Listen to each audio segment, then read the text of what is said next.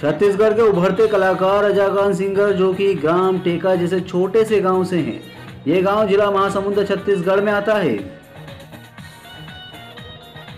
जिन्होंने कई गीतों जैसे तोरे बिन जिया नहीं जाए जैसे आदि सुपरहिट गीतों से लोगों के बीच अपनी अलग पहचान बनाई है। अब रजा खान एक बार फिर दर्शकों को मन मोहने के लिए अपने गीतों की वीडियो एल्बम बना रहे हैं और उन्हें उम्मीद है कि ये सफल भी हो जाएंगे। आपको बता दें कि बहुत जल्द दर्शकों को रजा खान के यूट्यूब चैनल पर देखने को ये सब कुछ मिलेगा।